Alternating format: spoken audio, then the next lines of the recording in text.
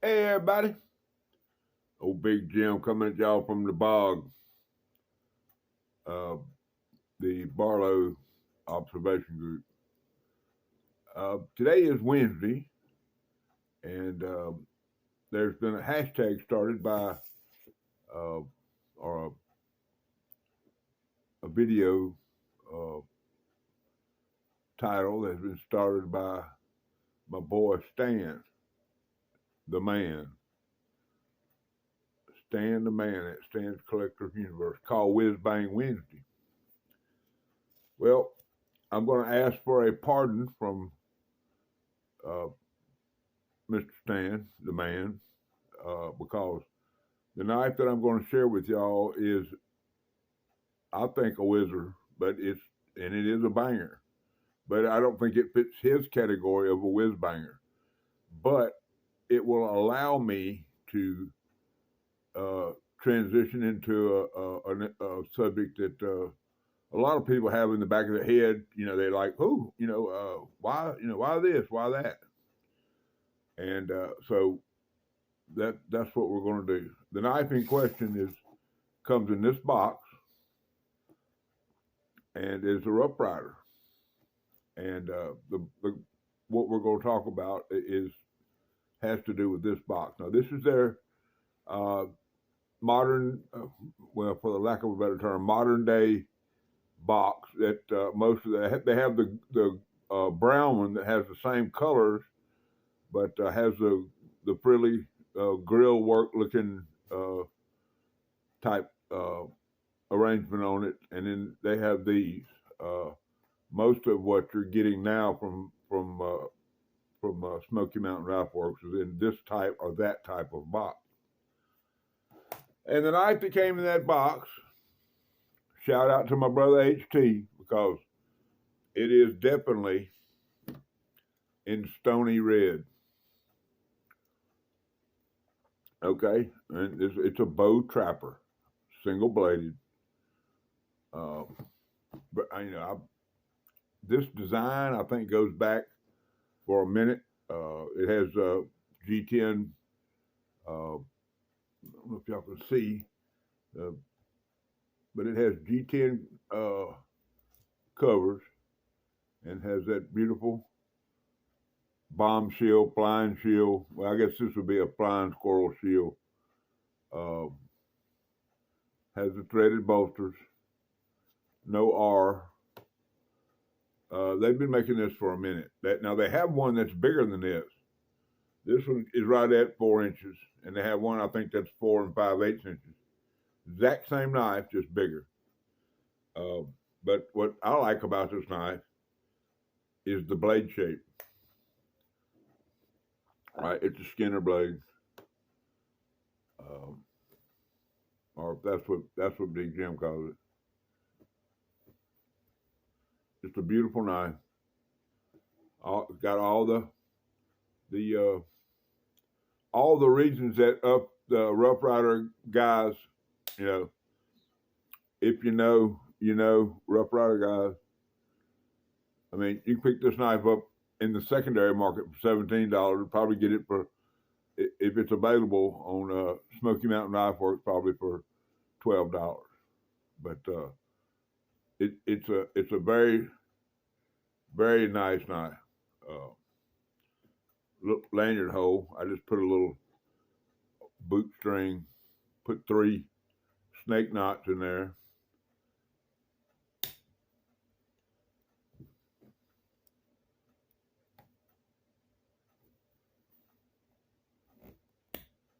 This is a great knife. I mean, I don't know what I mean. I don't think you can put anything better in your pocket this day and age. And I got it sleeping in a Charlie Cook. Charlie Cook's he's a beast, y'all. Man can make some leather, good quality stuff. And I've had a few pieces of leather in my hands, so not that I'm an expert, but I've had some of the best. Okay, so let's get back to this. Rough Rider with a Y. I was in a live chat the other night, and one of the hosts saw my name and recognized me, and he said, "Hey, Big Jim, he knows me, so he said, what's the deal on the I and the Y on the Rough Rider?" Well, it's a long story. Now, when you have you have certain people that say that Rough Riders, they don't have any history, and they don't have this, and they don't have that, and because they're a young company and they don't have this, blah blah blah blah blah. Blah. So, but that's not very accurate, because that's just their opinion. Good coffee. Anyway, and all this started about 80 years ago. So I don't know if that's in my book, that's that's history. And Smoky Mountain Knife Works been making Rough Rider knives since I don't know, late 70s, middle 70s. Yeah, we'll get to that. Anyway, about 80 years ago, a company came and approached Colonial and had them make I don't want the sack guys to get on to me now, but Colonial made it. It was a sack looking knife. I call it a camp knife. If it has a can opener, a cap lifter, a screwdriver, a corkscrew, and a blade on it, it's camp knife. And I know some of the sack guys, I'm probably going to catch some grief for that, and that's fine. It's just my opinion. But anyway, this company hired Colonial to put out a camp knife that was red, and it was called the Red Rider, and it was spelled with a Y. So, knowing that fact now, and if you can find one of those, and if you got one of those and it's in the original box, probably need to put it in the safe, because it's a pretty valuable knife. Anyway, we'll fast forward there until a gentleman named Kevin Pipes came up with let's see, he was I don't want to call him an archaeologist, but that term will fit him, I believe. But he collected airheads, pottery, rocks. He was he was just one of them guys that went around and looked for stuff and found it and tried to figure out a way to market said rocks to where he could make it profitable. But somewhere along the line, he had an association with a man named Parker. Y'all might have heard of him, Jim Parker. And they had both had a passion for these artifacts, and they would go on a run, walk about looking for them. And they kept a cigar box of knives on the front seat of their car, and they would use that money that they sold as used pocket knives that probably were cleaned up by the two of them, and they would sell these knives and pay for their fuel for their trips. The story goes that they were selling knives out of the back of their trunk of their car, but it may have went to that, but that's technically they started with a cigar box. You probably put 35, 40 knives in a good cigar, but back in the days, get you some of them old Tampa stouts or whatever they call them. Get you one of them old boxes. You can probably put you several pocket knives in there. Anyway, let me get on with my story. Anyway, so once Mr. Pipes realized that there was a market for knives, he kind of transitioned his rock selling, artifact, airhead collection selling things into selling knives. And you can go through the history of SMKW. I mean, they started in an old, I think a dry cleaning business building in downtown Sevierville, and they moved at that point. I think there was an abandoned shopping center, and they moved in there.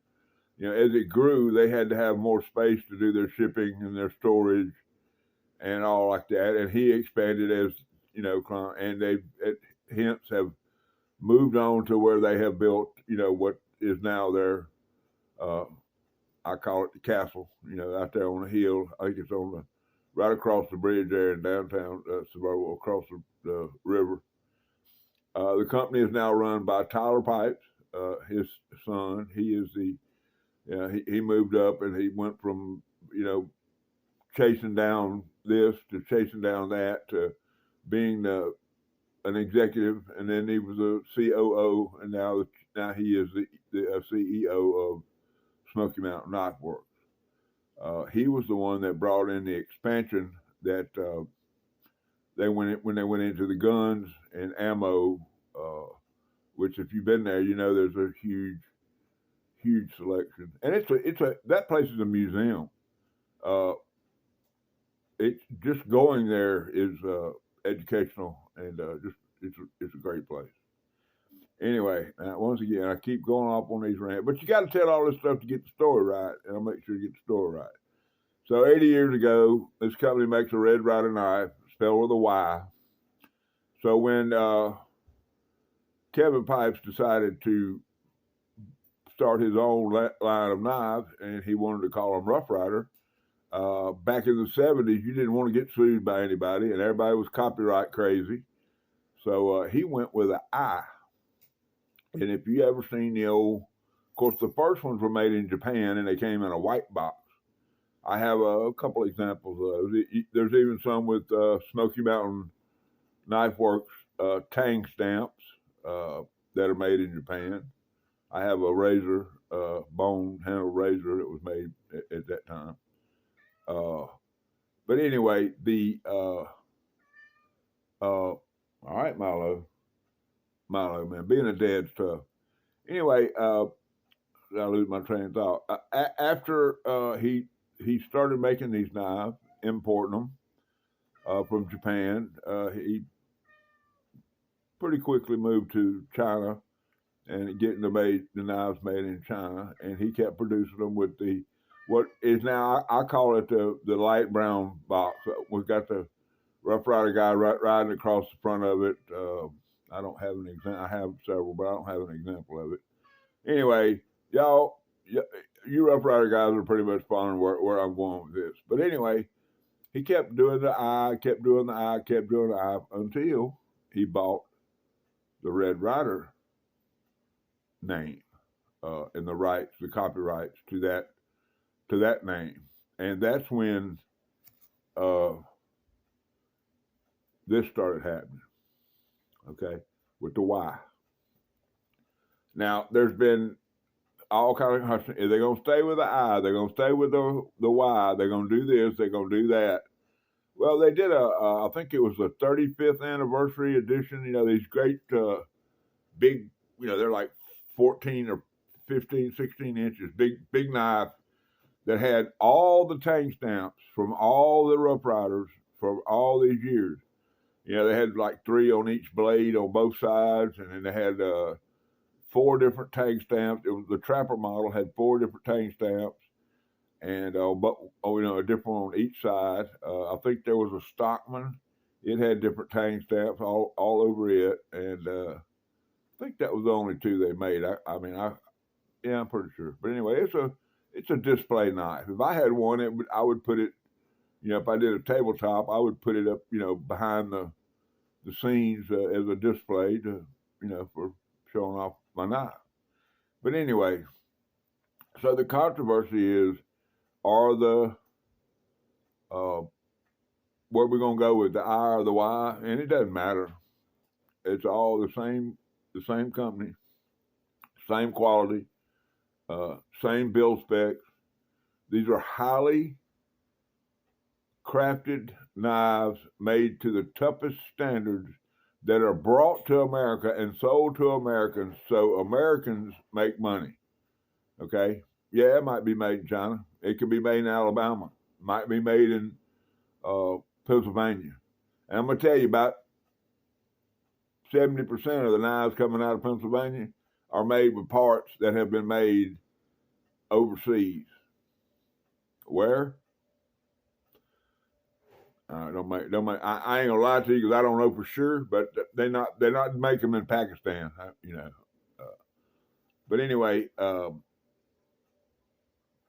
so where are they gonna go with the name and the R and the I and I don't know. I can't tell you that. Like I say, it doesn't matter. Rough Riders are here to stay, I believe. There's been talks of them moving their plant into Tennessee to build knives and or some type of plant. And I think that the people they were talking to have reneged, or not reneged, but they've just shut down the idea.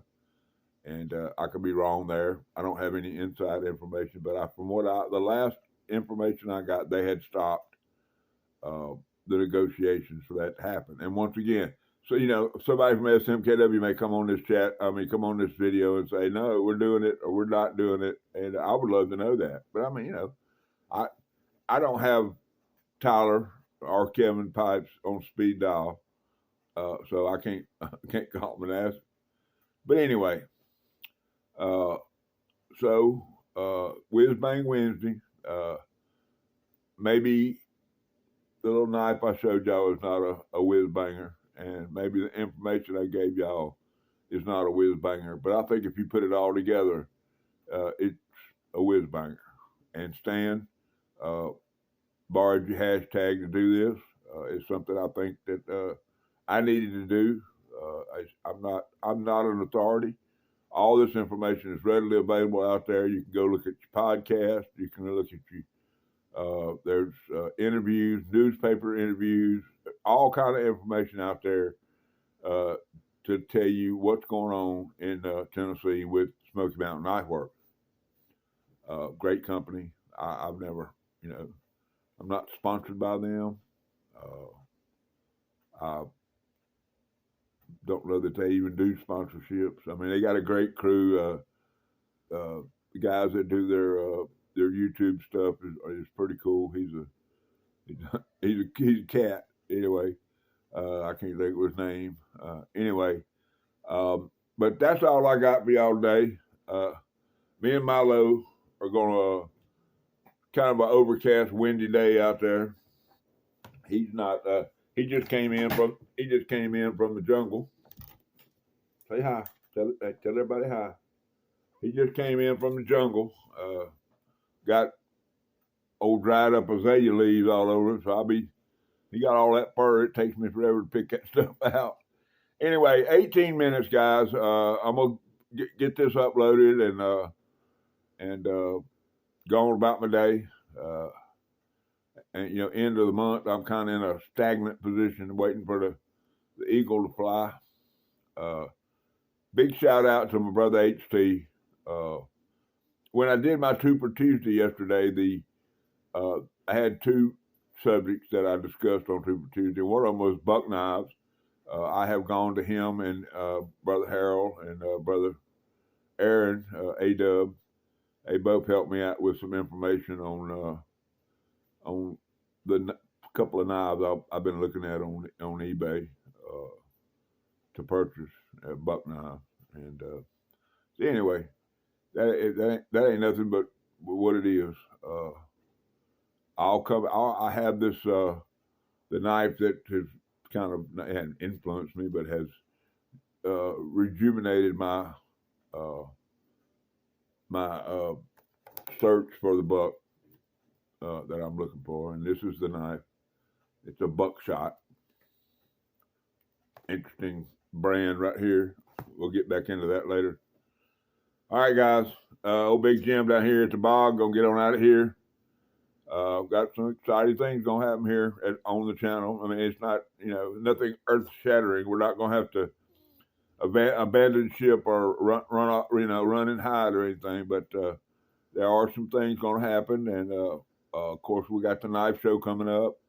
And I'm digging through my boxes. I found an old friend.